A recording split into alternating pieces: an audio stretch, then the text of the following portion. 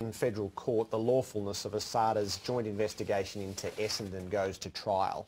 Now, the release of court documents on Friday afternoon proved illuminating, providing a picture of a process compromised, manipulated and pressured from the earliest stages. And it vindicated, Roy, a lot of what you'd written from the very outset about how this process, which I would probably take the view that it was bankrupt throughout.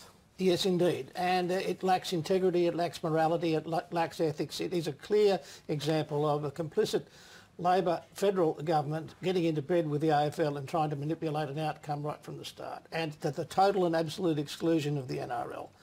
I think it's abhorrent what has happened, and I also resent significantly the reaction of the AFL when I wrote about these stories and branding my stories preposterous and wrong and ill-advised and all the rest.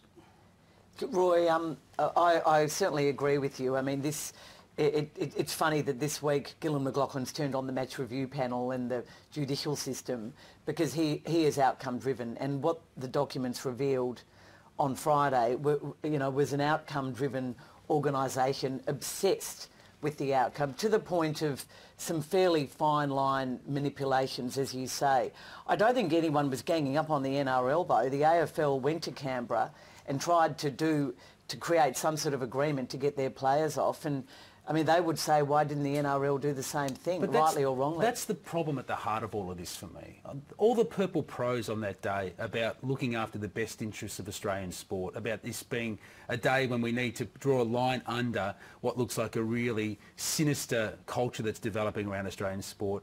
Everybody saying we're on the same page to do this. Everybody retreating to their corners and fighting their own sexual interests again, with an institution that wasn't able to cope with it. Not least the federal government, including the federal government, everybody who had a responsibility to make this work for the future of Australian sport swamped this investigation in a tsunami of self-interest. And if this is botched, it's because we didn't have the institutional strength to make sure that we protected the process, not just for this particular process itself, but for future situations where we needed a strong governance process over doping. We have been failed by the people who are put in charge of this, and it is a really tragic situation in that regard. The political side of it was interesting, Carol, and Samantha Maiden wrote about it in the News Limited press today, is there's been a view that it was a Labor conspiracy to divert attention from elsewhere, and she's written with great conviction and quoting sources that, like so many other adventures of the Rudd-Gillard years, it was pure stuff-up.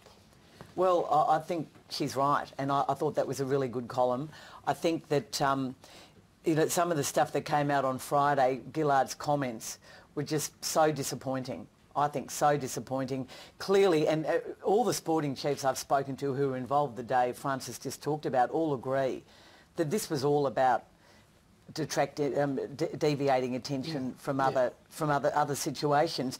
And then, when it wasn't turning out the way they wanted, because they should never have done it the day they did, they should have had a lot more information and a lot more behind them before they attacked. Then they tried to speed it up in a most inconsistent way.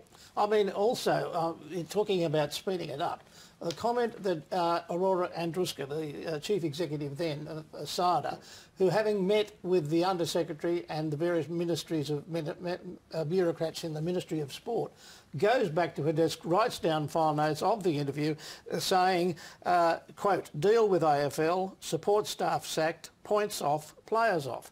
Now that is a clear instruction from the bureaucrats to her to respond in the way which the AFL wanted, which is okay, sack Hurd, etc. That needed to be happening. Points off, yes, we can't have Essendon in the finals with drug-complicated players. And players off, meaning, in other words, we can't have Essendon the following year denuded of players and therefore uncompetitive in our broadcast agreement. I think the AFL genuinely still feels the players are innocent victims, whether or not that's right. Well, but they should have protected the process for that to absolutely, have gone forward. Absolutely they should have. And the great irony to me, the other irony, is that the most impressive and properly handled report, I reckon, was the one Essendon did themselves, which was the Switkowski report, which actually revealed so much. And you just wonder if they had acted upon that, maybe a lot of this... Yeah, well, you made the point earlier that it wasn't the AFL's fault that they didn't go to Canberra and try and hatch a deal. This is true. But there the are NRL didn't. The NRL didn't, yeah. But that is true. But there are a couple of reasons. One, a pragmatic one. David Smith, day one in the job when this whole thing breaks out. Number two, that they haven't had a history of going to Canberra and knocking on the door, which they most certainly should have. But the other reason is that ASADA is a government body designed to stop anti-doping breaches in Australian sport. It is not an organisation that should be a vehicle of political capital and political ASADA let us down too then, didn't they? What? ASADA's let us down too. ASADA's been disgraceful in all this. I wonder what the ASADA board does. I think that overall, though, the bigger picture is I think we've all failed in a way. Besides, my two colleagues here have done their utmost, and I applaud them for the work that they've done to try to keep a level head and a rational discussion going in between the white noise and hysteria.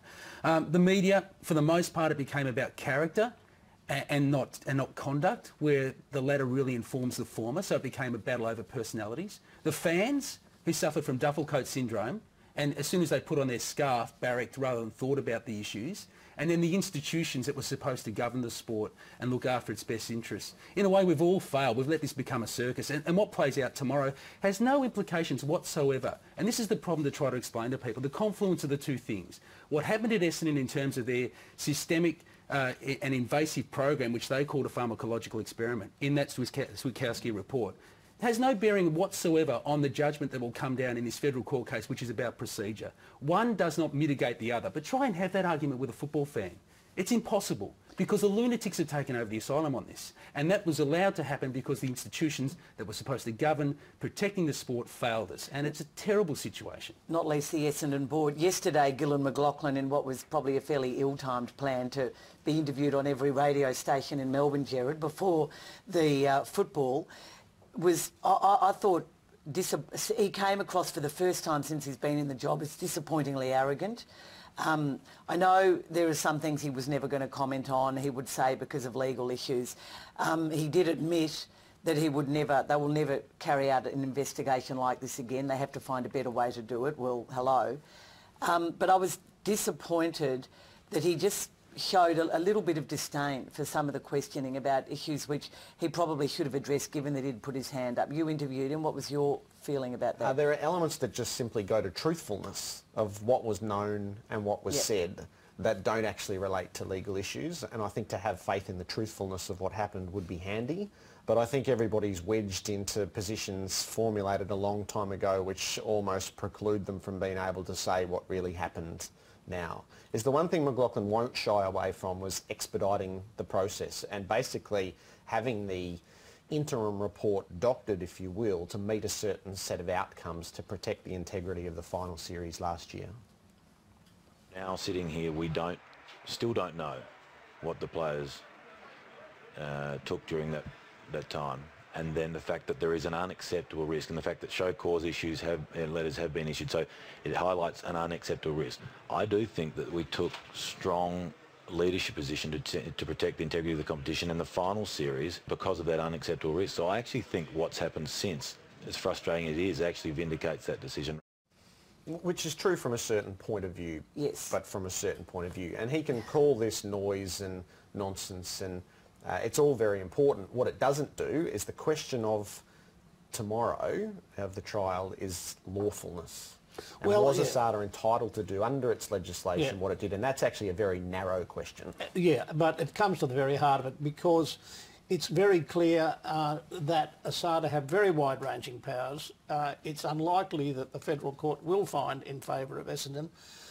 Even if they do, then the ASADA has sufficient evidence to turn around and start the whole process all over again and require the players to turn up in accordance with the show cause notices, which therefore means that if it does finally result in that, then all of this is merely a lot of noise to demonstrate and to showcase to the Australian public how manipulative their previous government was and how complicit in this was the leading sport in the nation. Not to mention, in narrower terms, Essendon, one of the key things, particularly for James Hird, was to completely discredit Andrew Demetrio and Gillard McLachlan, particularly Demetrio. And so that was a good day for him on Friday on that level. But the one question which will one day have to be answered is, were Essendon players administered with banned substances?